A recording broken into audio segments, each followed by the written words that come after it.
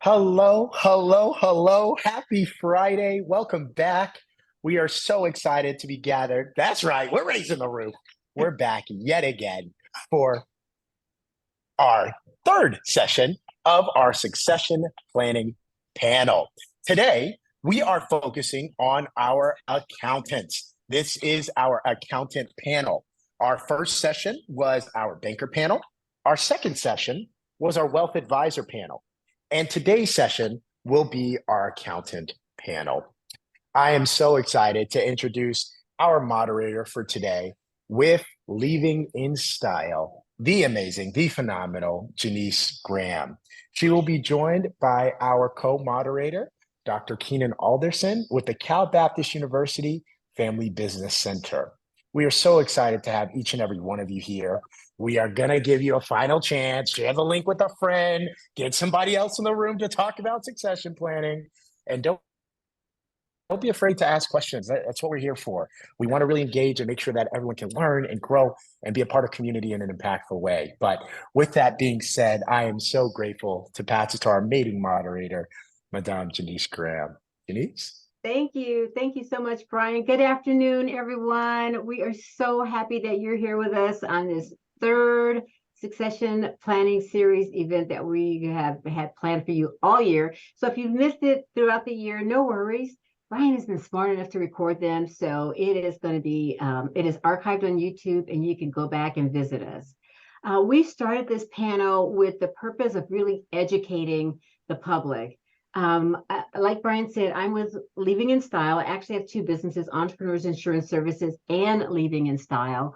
Both businesses focus on educating business owners on the importance of exit planning and succession planning and having a strategy in place. So in essence, you want to be able to leave your business as gracefully as you ran it. So we have had this series to educate you and to kind of open the doors and kind of let you get an idea and get a feel for the fact that you don't have to wait to the last minute, that there are options for you. But on that journey, there are tons of people that are around and advisors that can help you to navigate the waters of exit planning and really kind of starting and having a plan that's going to be a foundation. You're building a foundation for an amazing future. So, I can't wait for you to hear Cece's story. But before we get to Cece's story, what I'd like to do is to give you a little bit of an idea of our structure. Typically, we have a professional. In this case, we have the CPA panel. So we have conversations around how a CPA can serve you and help you in this space. And some panels we've had existing businesses. And in this case, we have a former business owner who had an amazing experience with her CPA as well. So without further ado, I would love for the panel we're going to do self-introductions. And if we could start with Dr. Keanon. Okay, Keanon, I know he's going to say not doctor, but Keanon, if you could please introduce yourself as well. My name's Keanon Alderson. I'm a professor of management at California Baptist University right here in Riverside. I'm also the director of the Family Business Center. And I came from a family business 17 years, so I've seen the horror stories and I've seen what to do and what not to do. So, and I certainly wish that I knew then what I know now. Thank you. Ellen. Hi, I am Ellen Kaminski. I am an associate professor of accounting at Cal Baptist University. And I spent time doing taxes and audits for small companies and family businesses, but I also worked at a family business doing their accounting prior to that. So I have a little bit of both sides, and I love the family business and I want to be here to help. So thank you guys for having me. Beautiful. Thank you. Danielle? Hi, I'm Danielle Howard. I am a public accounting auditor with Eide Bailly. I've been working in this field for about 6 years and mostly work with commercial clients, including construction clients, but a lot of closely held businesses. So I've seen a lot of books, and I haven't quite gone through succession planning, but I've worked with a lot of companies to be able to help contribute today. Absolutely. Thank you. And Miss Cece Vest. Hi, I'm Cece Vest, and I had the pleasure, and I can say that, of owning a business for 36 and a half years before I exited in style. And I had a location headquartered in Ontario, Texas, Oklahoma City, and Indiana. I had a sales force pretty much across the Northwest, the South, the southern part of the states, and some in Nebraska, Iowa, and then to Indiana, Michigan, Illinois. So I was quite diverse in the market.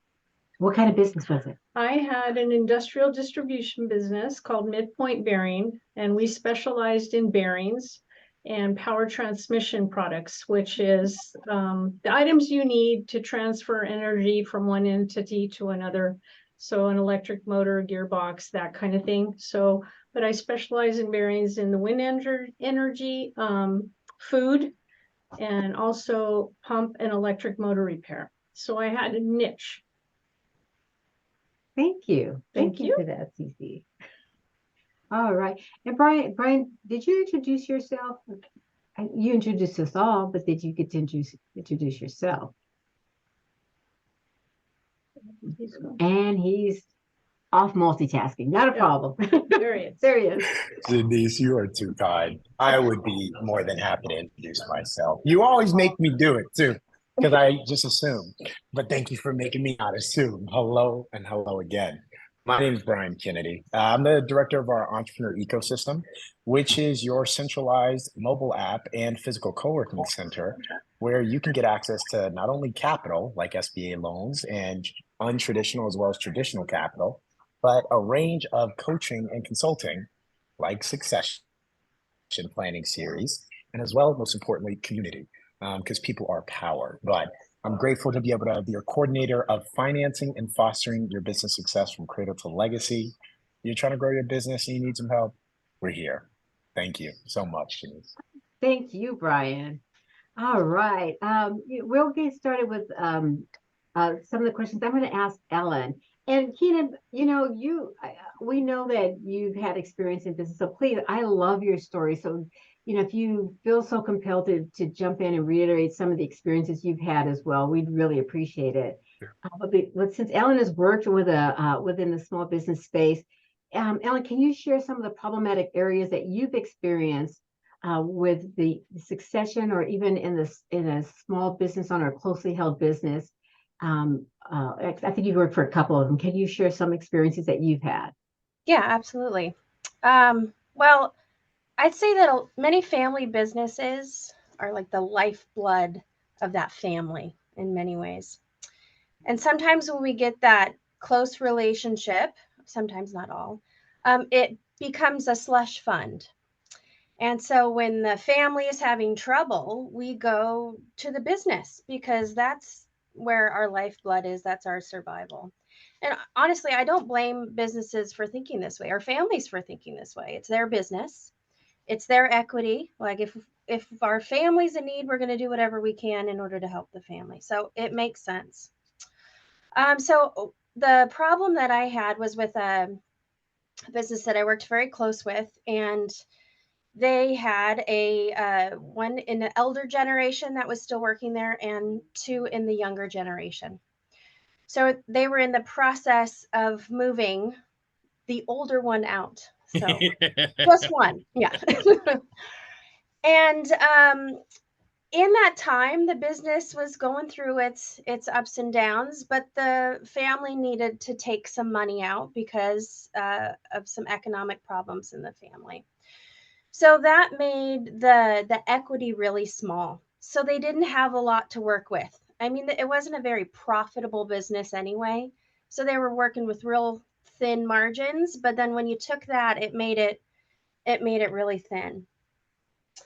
So then we had two problems. We had a family with money problems, and now we had a business with money problems.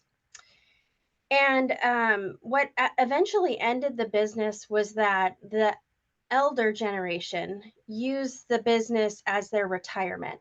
So for the many years that they were working together, they all had guaranteed payments, and that worked for them. I mean, for family business, they actually worked really well together. They had figured it out beforehand that family businesses fight, and we're going to put everything on the table about operating. We just hadn't figured out how to get him out of there yet. So they didn't have a vision for how they wanted him to exit. And so they thought, well, we'll just keep making his guaranteed payments. Well, we've been doing that the whole time. Let's just keep it going.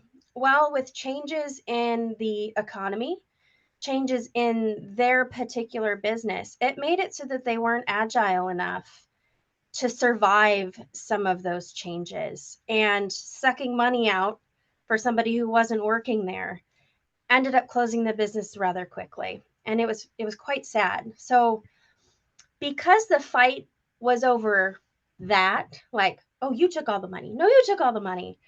I know for a fact, because I'm so close with some in that business, that some of the people in that family don't even talk to each other anymore.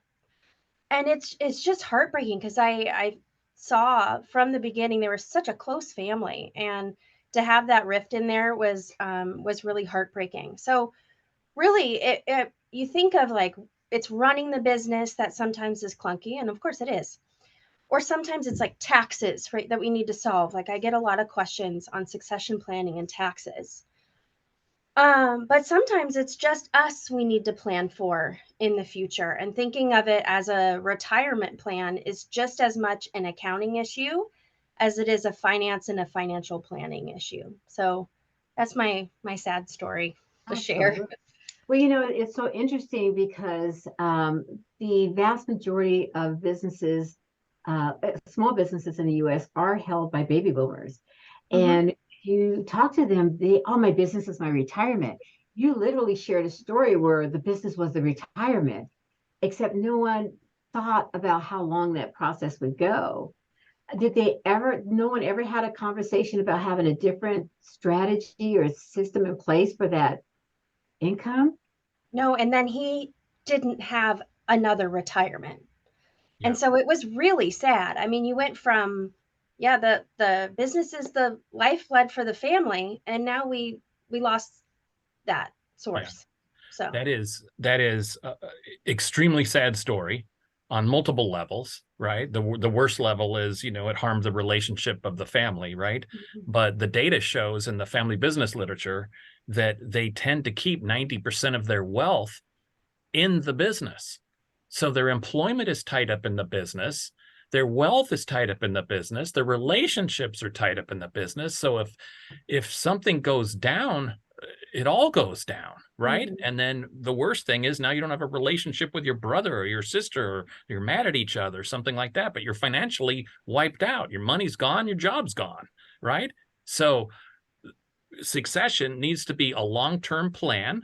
You need to have an exit strategy, like now, even if you're not even considering it on the possibility of ever leaving that company. You need to have an exit strategy now. You need to have a succession plan that builds into this, and that incumbent generation, that's what we call that old person that needs to move out, that incumbent generation, they need to prepare. And so they don't want to sit imagine, put yourself in their mindset. They're a hard-charging entrepreneur. They're the founder. They started this company. They can't even imagine themselves sitting on the front porch in a rocking chair. Mhm. They might as well, and it brings up thoughts of their own mortality, right? This is not a pleasant conversation to have with the next generation. Plus, you young whippersnappers are replacing me. It's just not a pleasant conversation to have. Unfortunately, it's one that we need to have so that these kinds of things do not happen. Just yesterday we had the Family Business Center meeting, and we had the family from Miguel's and Miguel's Jr. So Javier Vasquez, the CEO, and his mom, the founder of Miguel's, along with her husband, they were here. And it was a wonderful story, but Javier really had to push uncomfortable conversations with his dad. And he said, "Dad, do you want all this work that when you pass, do you want all of, this to go to taxes? we need to structure it correctly so that when you pass on, what you built still stays, right? So we need to do some great tax planning. We need to have an estate plan. I mean, it's a lot of work, right? It's a lot of work. It's so much easier just to ignore it. Yeah, that's what they do. They just ignore it. I've got to run my business. I've got to survive for tomorrow. So that's mañana, and unfortunately, man, that's a sad story, Ellen. It's very sad. We know what to do. We just sometimes don't do it. Yeah, you say that of, we need to do it, even though it's easier to ignore it. I remember hearing from some other businesses that I worked with, it's like, I don't have time to do that. And if I don't work with my business now, there won't be a business to hand down. So it's like, okay, on one hand, yeah, I get it. Yeah. There needs to be a business there, but let's do a little of both. So. Right. One thing I forgot to mention, for the CPAs in the room, in the family business literature, guess who the most trusted advisor is? Yeah. By far. Number two is so far down on the list, they've not even a number two. It is the CPA. My dad, for example, I watched him pick up the phone, call the CPA and say, I need to hire 2 people. Can I afford to? I need to buy a couple of trucks. Do I have enough money to buy a couple of trucks? I mean, he literally couldn't read a balance statement. You'd have to send me some reports, then I can let you know. Yeah. So, I mean, it's common. He was on the phone with the CPA a couple times a week. So Ellen and Keanon, in your experiences that you're talking about, culture plays a really big factor in that. And then the age gap. You talk about Mike Vasquez, and I know the family very well, and it's a culture thing. It is very much a culture thing, and Javier has struggled with that. But they're smart enough to know that once we got dad on board, then it was going to be fine, because mom doesn't have that much to say. Again, a cultural thing. Right. So, right. But it's more common than you think. What Ellen was explaining about pushing out somebody, and it doesn't matter if your business is good or bad, or you're profitable or you're not. That trying to get that top person out when they age out is always going to be a problem. Yes. And there's always going to be repercussions. I have seen it over and over and over with my customers. But right. I think the baby boomers and the ones coming behind are not going to hold on to businesses as long as they have in the past. Family businesses are not going to be there for the family. They're going to be there for money, making money, and know when to exit. Exit planning is becoming more and more important, and many of them are realizing, this legacy business that we've been in the restaurant business for 100 years. Well, it's a tough business now. Why don't we still stay in business as a family? Let's sell the restaurant business. That's right. We'll still stay in business as a family and do something else together. Right? Let's pivot. Let's take an advantage of an opportunity. We'll pivot. We'll still stay in business together. Or you can use the family business as a bank, and the younger generations that may not be interested in truck automotive manufacturing parts, they can, the incumbent generation can invest in them, let them have some freedom and some autonomy, and start a new division or something, and allow the kids to bloom that way. So it's a lot of fun. And we have to realize that all CPAs don't know these things. I know that the CPA is the most trusted advisor. I have a friend that works for the IRS, and he was teasing me once. He goes, CPAs are more trusted than financial advisors. I'm like, I don't care. I don't care who the trusted advisor is. I just need people to start talking. My ego isn't in it. And, we have Ellen, who's had that experience. We have Danielle, who does auditing. She does a different type of CPA work. What kind of information or conversations can we have to get CPAs that aren't even, maybe they don't specialize in the succession space? Since they are the trusted advisor, Keanon, you may be able to help here. Or even Cece, you had an amazing relationship with your CPA. what kind of conversations can the CPA have to get those tough conversations started?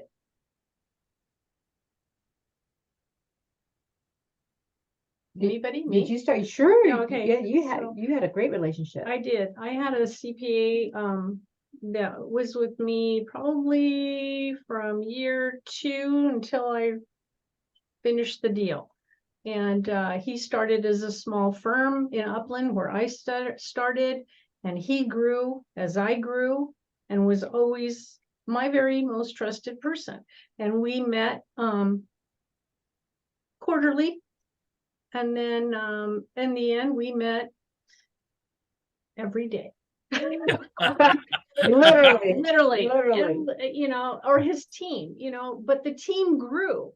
So when I was approached, I'm like, okay, I need an EBITDA and I need this and I need that. And he would get me all that information. I said, okay, I want to know where that starting figure is going to come from. Because I was approached for many, many years by many people. And then when it got down to it, I thought, this is going to be the one that makes sense if the money makes sense. So he was the person we went to. And he put together the figures, came to the office, and he said, he gave us all the advice we needed. And then I told him, I do not want to be in the negotiations. I can't mentally run a business, travel, work, and run all these people and have my head in that game too. So I wrote down what I wanted. My husband wrote down what he wanted. We came together. And then I said, you have a mergers and acquisitions. I want to meet with that person. We settled, and I'm like, okay, how much is this going to cost? Because really, you don't know.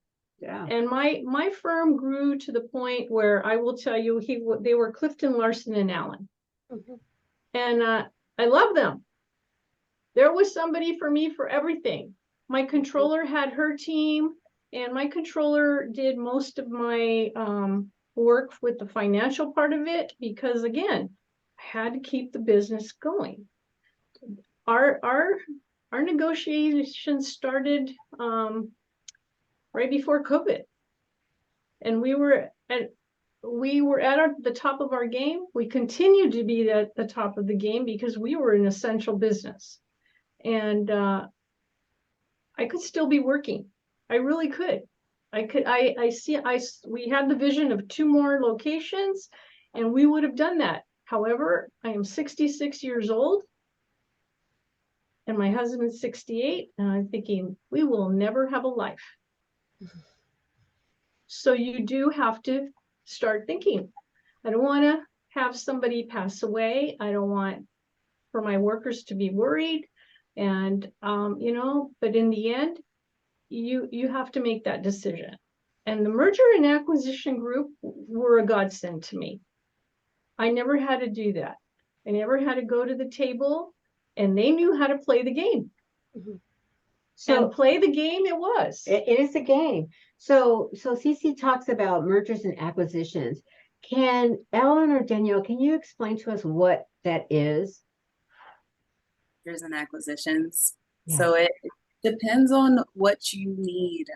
Typically, we're a lot like Clifton, Larson, Allen. We have a team for that. So if someone came to me, I would push them to that team, and they would jump in and whatever you need. If you wanted to merge with another firm, there are some firms that will go out and find other firms that are looking for a company like yours to merge with or to purchase, and they get involved with the valuation of your company. They have deep conversations with you, put this pretty report together with our name on it and your logo as well. And honestly, just walk you through the whole process. All the questions you have, they are there to answer them.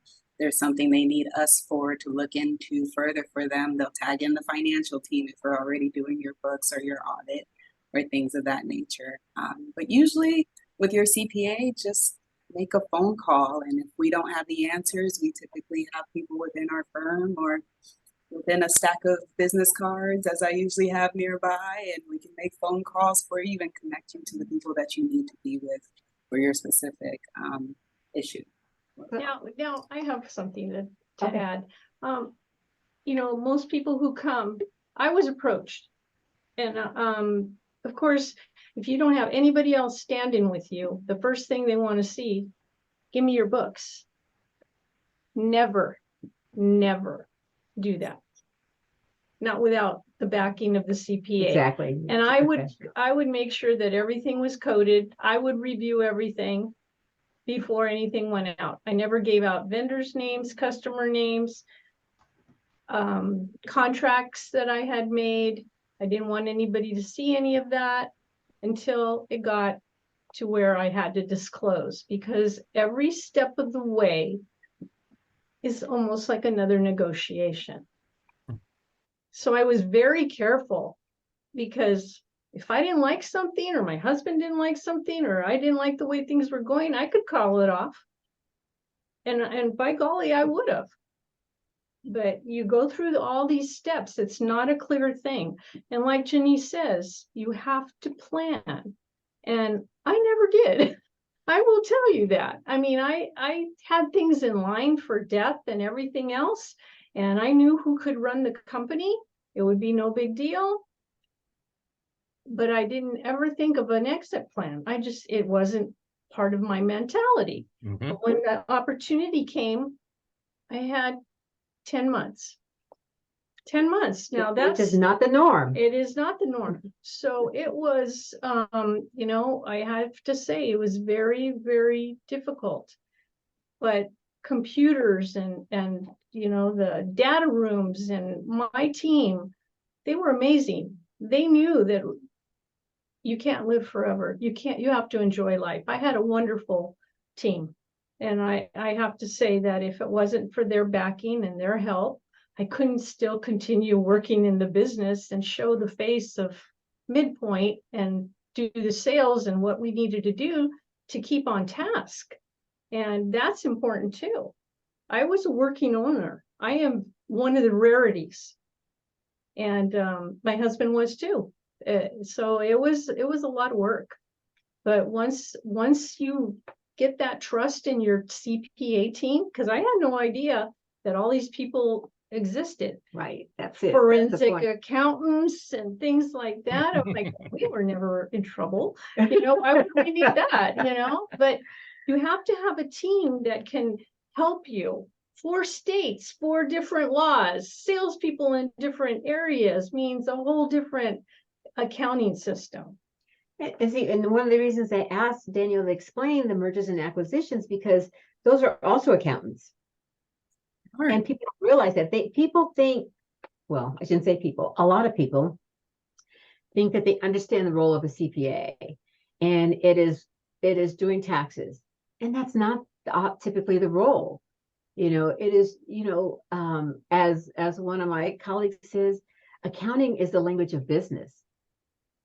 And so you have these people who may have the CPA title that does taxes, but oftentimes they're auditors. They may be doing business valuation. They can be in mergers and acquisitions. So the point is, like, when we say that we have a CPA panel, it is truly for you to understand that these are people that are speaking the language of business with different titles. And when they don't have an expertise in a certain area, they're bringing in their colleagues that have an expertise, but it's still numbers, it's still accounting. So, you know, when you said you didn't have a plan, you had a well-oiled machine. I did. So, you know, I think that's, not everyone can say that. But when you look at that well-oiled machine, and realistically, when would you say that a business owner should start thinking about having a succession strategy? I really think now, in retrospect, it's from the beginning. It really is. If you have a successful business, you know, they always said, if you make it past 6 months, I'll be surprised. And well, I'll show you. And then, you know, then they give you the 3-year mark and the 5-year mark, and then it's the 10-year mark. And then, you know, when we hit 20, I thought, wow, yeah, that's pretty good, Cece, you know, and then when they didn't know you. Yeah. And then when we started growing in other states, you know, all of that changes. Every time you reach a the top of the mountain, I would say, is that you have to go and look for people that have the expertise in those other areas, because I need somebody who's versed in taxes all across the country, who can file my taxes, who can do all of that. And, I sold, it'll be 2 years. I think it's past 2 years. No, it'll be 2 years in September. October 1st. Oh, okay. And I will say that I will finally dissolve everything at the end of this year. But, taxes, they still, your quarterlies had to be paid until the very end of that, and then they hold on to all that. So I just got my returns last week, and that's almost 2 years ago, 2 years old. So there's steps even after that's so mind-boggling that it's hard to wrap your head around all that. But that's what your CPA does. They're there to see you until the very end. And I can't see ever being without them, because who knows, there might be an audit, right? And I'm like, God forbid. But, there's all kinds of instances that can happen. And having all of that information at the CPA's office in the cloud, in their cloud, hallelujah. Because my, midpoint went away, and I don't have the expertise in that. That's what my controller did.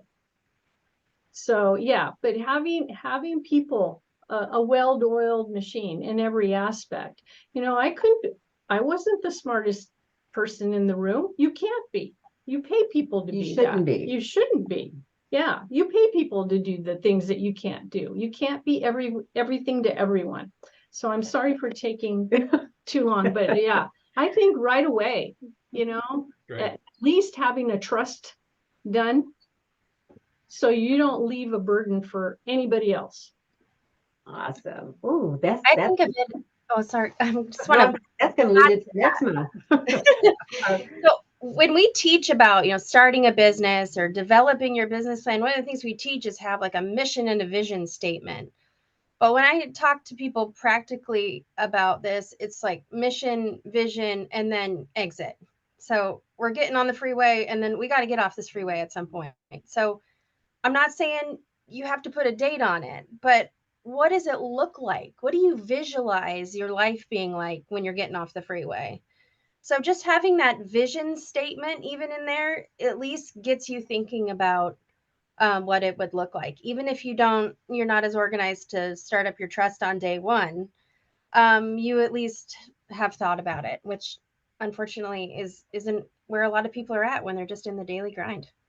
Absolutely. I had the pleasure, I've spoken several times for the MBA students over at Cal State San Bernardino, and I got feedback from the professor, which was so eye-opening to me. Actually, it was affirming. And one of the students said, I thought that, Janice is talking about succession and exit planning. I thought we were going to hear her come in and talk about, if you fail, because they think of exiting as a failure. And he goes, I now realize that creating a plan is about success. And it's like, oh, the things we assume, like absolutely, it's like some folks look at, I just started the business and you're trying to tell me how to get out of it. And it's like, well, yeah, but this is a good way, this is not a bad thing. But it's truly, that's a common question. When do you start? Mission, vision, exit. And that exit is the look in the sky exit, the pleasant, the successful exit. What is it? I don't always use the term, and a lot of folks don't, especially business owners. They don't use the term retirement. This lady, I can't even keep up with her. She does so many things. So it's like retirement isn't what it used to be. You're not sitting in the room with a remote. It's just not. So that the mindset is truly, what is your next journey, your next adventure? But if you started 20 years from now and just have a vision, you can modify it and tweak it along the way. It is truly, the conversation we're having is about success and building on that success. I don't think retirement, I work till way later. I always said 55 was my number. I don't know why I picked that number. Honestly, I just said 55 my number. I don't know if I can still look good in front of a customer, climb 5 stories to work. There's just certain obstacles that will stand in your way as you age, you know, and it doesn't work like that for a man. It never works like that for a man. It's always different for a woman. I always had to work harder. I always had to do more things. And, but I think people are retiring now closer to 50 and I'm thinking things are going to go up. I mean, I was just in a meeting, health insurance is going to go up quite substantially. You know, how are you going to afford to live? Right. You need to plan. It's not about having all the toys, but a lot of people feel like if I can't enjoy myself now, I don't know what's going to happen later. So there's different sides to the coin. I was never, Janice knows me. I was very frugal, very frugal. So, and I was one of those people. I'd say practical, not frugal. Well, my inventory was my retirement. That's where I had it. I had quite a bit of money in bearings. If people, you know, I think when people think of bearings, I always think of the skateboard bearings, you know, but I mean, the ones that she's had are humongous. But if someone is thinking of retiring at 50, you have to realistically think about and talk to your advisors about, I'm retiring at 50 and I may live 50 years in retirement. Yeah. 40 years, you know, it's like, how realistic is that? And it's looking at the numbers, and it's not taking the money out to buy a boat, right? You know, or in a cabin and you know, all of the things that a lot of business owners do. And that again is where your CPA and your accountants and all of your numbers folks come together and go, hopefully this is not real, or this is real, but it will be short-lived. Or if you're taking out X amount at this time, you're tapping into the golden goose as opposed to the eggs. And in the case of Ellen, the family ate the golden goose, as opposed to having a strategy where they just lived off of the eggs or had that retirement component that was designed years ahead of time, where that family member could have had a strategy that allowed for cash flow into that business. But I mean, it's amazing how many things within the business the CPA touches, or your accountant touch. Double books. Oh, did you hear her? She said double books. Can you tell us about that? Daniel's like, I'm not listening.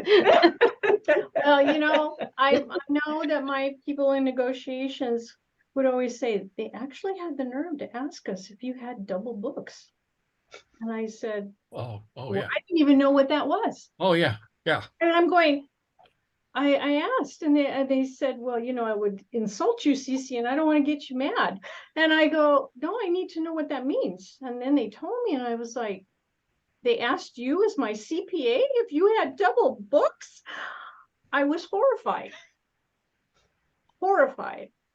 I have seen a lot of double books. And I know that they exist because I had customers who had them. My family business had double books. Oh. Yeah. So we ran a tax the CPAs will love this dumb story.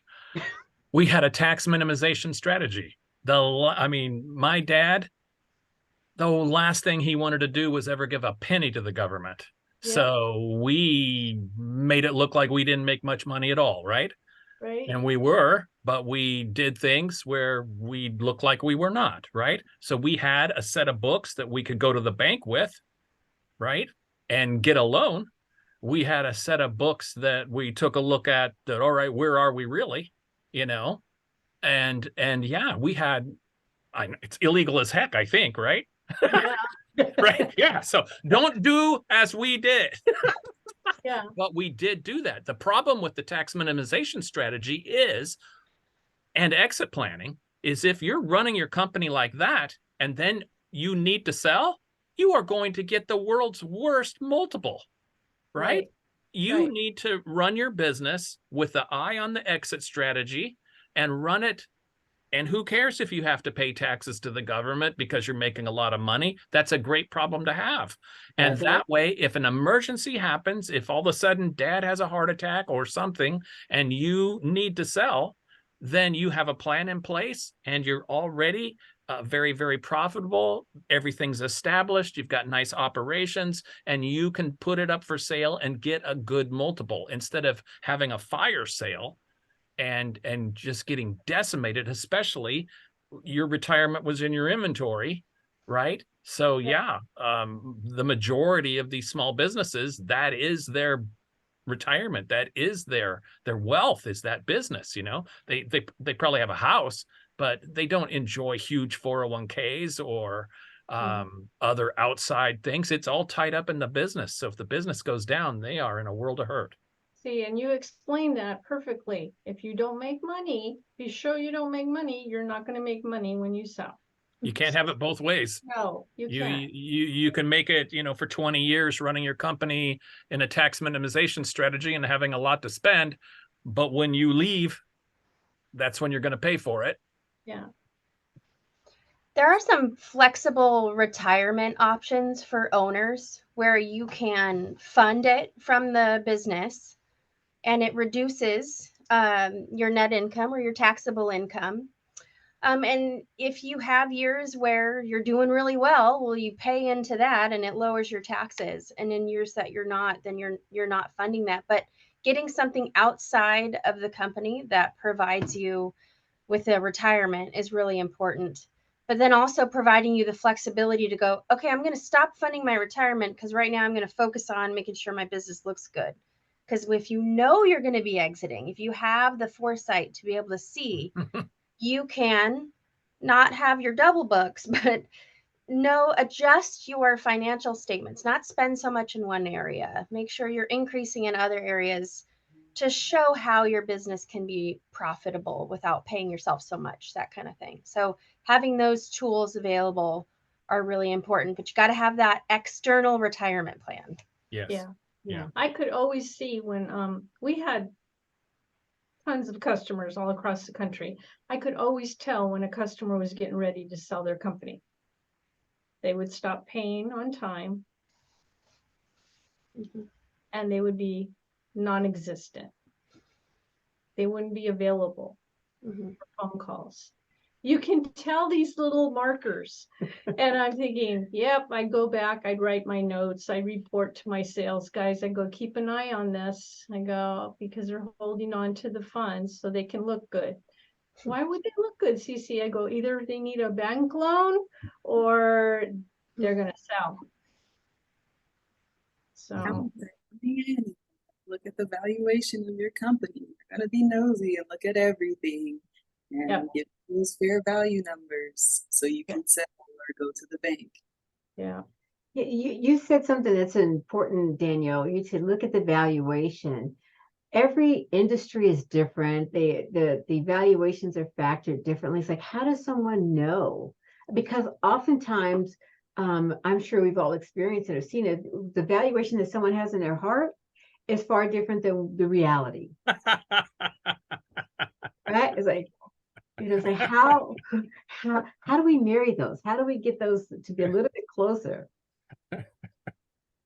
Would be nice. They take it asset by asset and they value your company that way. They look through everything that you have and they put a fair value number on it. How they do that, I'm not sure. I'm pretty sure they're looking at other companies your size and market research and things of that nature, and hopefully not just simple Google searches like I would do. But yeah, they look at everything line by line. What assets do you have? Who do you owe? Let's net those together. This is your net worth. This is where you are. This is what the company is worth now. And all of that changes with the type of company that comes to purchase you. So if I had an equity company and they knew exactly what my market was and they needed it to bolt on to the company that they wanted. So all of that has different values, but they start with the low end of the EBITDA. And that's where your CPA comes in. And, they do, it's not just that, it's they kept really wanting to know how much my worth was going to be affecting them when I was gone. They didn't want me to go. They wanted me to stay for 5 years. Then it was 3 years. Then it was 1 year. And the same thing with my husband, because we know different things. But I kept saying, you don't need me. I have empowered every person in my company to know what's right between my ears. I go, they have to work. They need to know. I can't be everywhere at one time. Same thing with my husband. And what they call your employees? What did they call him? What did they want? Why did they want to buy your business? You had the what? Oh, the secret sauce. They called it the secret sauce. Yeah. So in my industry, I had the secret sauce. So, but yeah. And then I said, look, I'm leaving. I didn't think my husband could actually exit all that quick. So I said, you decide what you want to do. If you want to stay, fine, have a party. But I'm not sure you can work for someone else. That's the other problem. So he stayed for 90 days and I was right. It was, the employees were confused. You can't go to your old boss and then they feel bad by not going to your old boss. And, there's all kinds of situations there. But I think that the value of the company is all totally negotiable all the way to the end. You have two different parameters, a high and a low, and that's where your CPA comes in. That's right. And your merger and acquisition guy. And then all that can go out the window because they'll find either something better that no one else saw, or they find something that's, oh, this is not going to work. You have way too much debt that you forgot to put in from somewhere, but and if you don't have the time to balance that out. Right. You So lose. I never, this is the honest to God's truth. You can ask my CPA. I never took out a loan in 36 and a half years. Wow, that's great. I took a line of credit. I took out my line of credit when COVID hit because my CPA said, we don't know what's going to happen with the banks. Take it, put it in the bank. And then when it was forgiven, I bought more inventory. And then I said, yeah. And, no one did that. So, I was very blessed. That's why I say I was very frugal. Yeah. I bought all our vehicles and we did not own our buildings, which my husband regrets me saying no, but I just thought, I cannot have a 62-year-old building. I know something's going to happen to it. I didn't want to have that. And I said, no, I'd rather have a landlord. But, my friends, in hindsight, I think that would have been a good investment. I wasn't willing to do it. And that's okay. Yeah, it's okay. You have to sleep at night. I did. Right. I needed 2 hours. 2 whole hours of 2 sleep. whole hours. Yeah. Wow. Well, this has been great information. I really hope that we were able to have a CPA conversation that didn't scare anyone. The whole purpose is for you to understand that these are folks that are here to help you. One of the things I failed to mention on the front end, for those who don't know, I actually wrote a book on this topic, and it's Leaving in Style: Business Succession on Your Terms. And one of the conversation in that book is about the importance of the business. Oh, Cece, you're so funny. I love her. I told you she's my Cece. So, that the book is written as a story, and it's written with basically the business is the suit and the accessories are the advisors. And these are the advisors that you need. They're not a part of your business, but they enhance the business. So having a business strategy and having from the beginning, you may not be able to afford a CPA.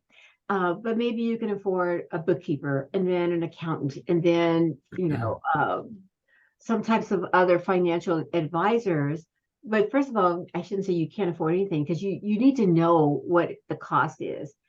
Because it may be worth it. It may not, all depending on your business. It may be something that you grow into. But ultimately, it is important that you know that there are multiple advisors that are around you that are here to help you grow your business, so that when you win, not if you leave your business, win, because you will leave your business. When you leave your business, you leave on your terms. You leave with some choices. So as we close out, we're coming to the end of our hour, which has gone really fast. It has. I see what happens when you have I fun. know, right? Oh my gosh. Can we do this again? Absolutely. All right. So we want everybody else to ask for this again too. Let's do it. So as we close out, I want to ask our panelists, do you have a tip that you could share?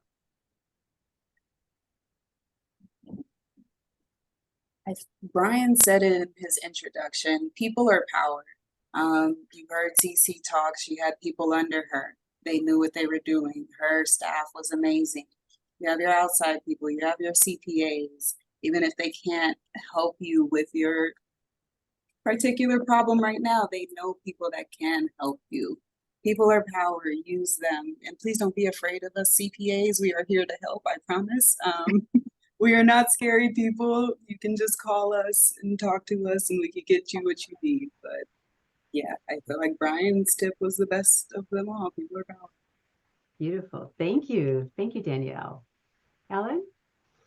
I have a few things in mind. So I think the first thing is that, yeah, the people, they're really important, and not only trusting your own people. Like, I love how Cece said she had the secret sauce, like being able to empower your people. That is so cool. I just think that that's an amazing testament to your management.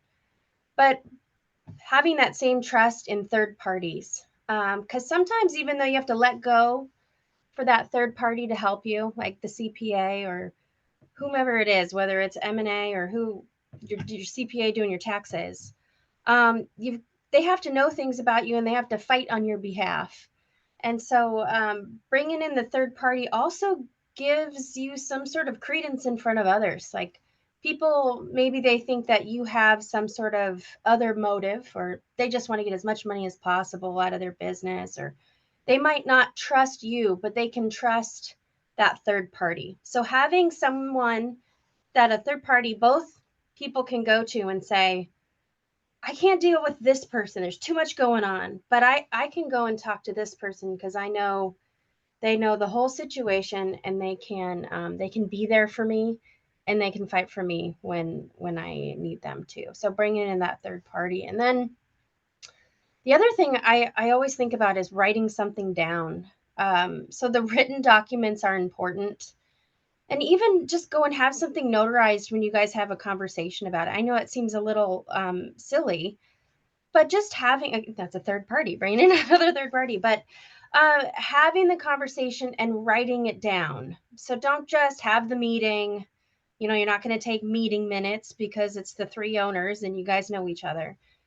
Take notes, and then, have a system of writing all of that stuff down, because it's really easy to forget it and to think of miscommunications that have happened along the way. So just write it down, even though it's a pain sometimes to write down what happened at dinner that night, because sometimes that's where the conversations happen. Absolutely. That's really good advice, Ellen. You have a tip, Cece? Nothing that I haven't said before, but I really would encourage the other aspects too, besides the CPAs.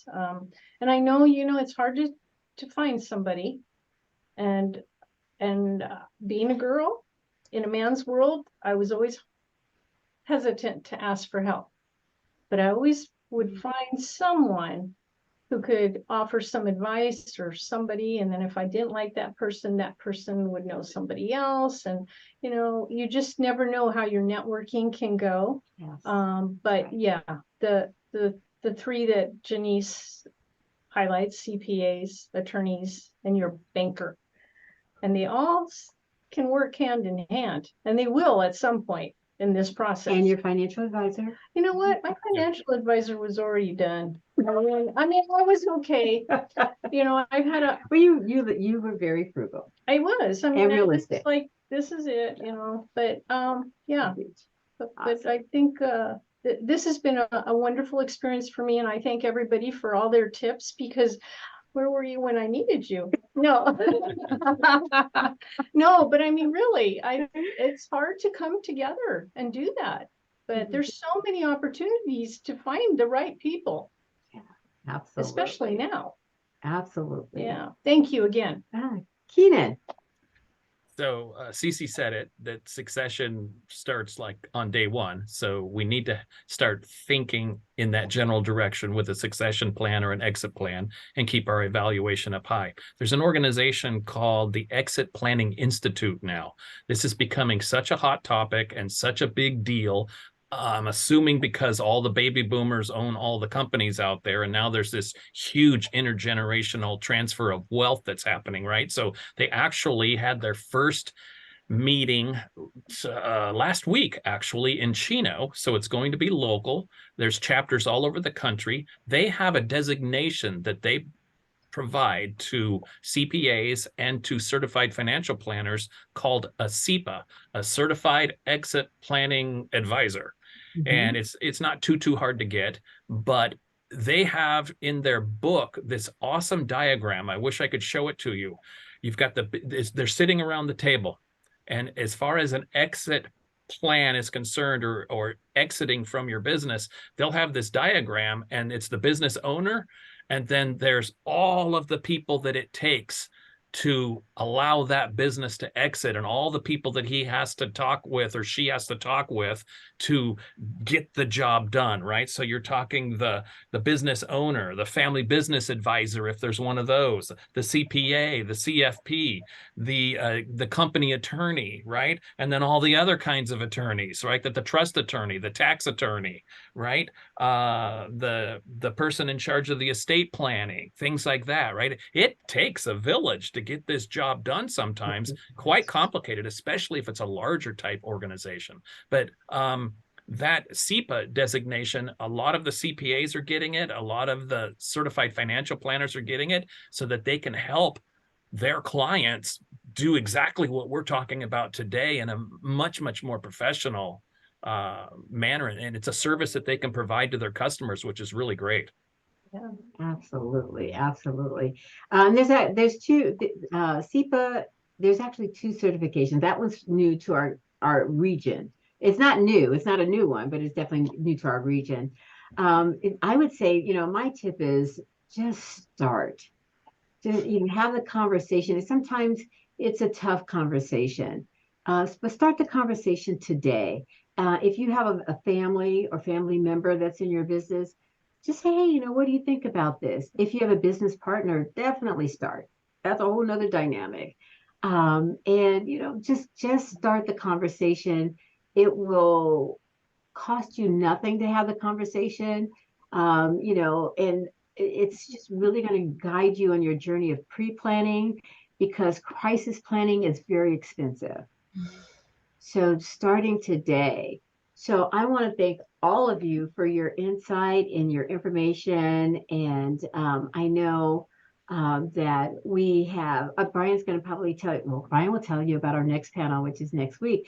But, I really would love to see us continue this conversation into next year with, the many advisors and advice. I think it's just a great way to build on this conversation. So for those of you that are listening, let Brian know this is what we want to do.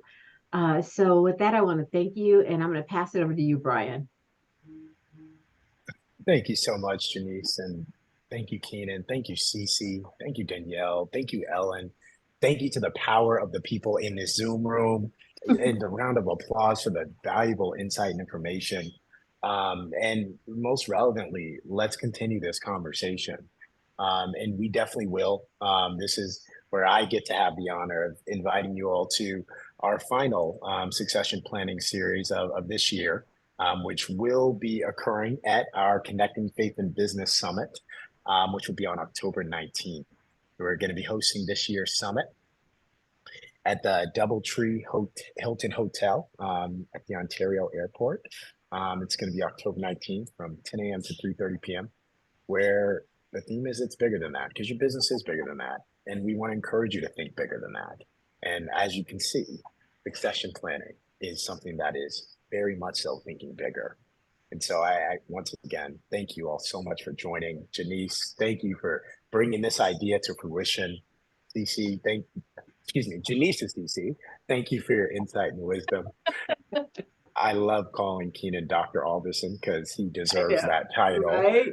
Thank you for your wisdom. And Danielle, we can't thank you enough for joining, sharing your brilliance. And Ellen, we're excited to continue to partner with you. And thank you so much for your time today. Thank you all. I hope you all have a phenomenal day, and we'll see you on October 19th. Absolutely. Bye.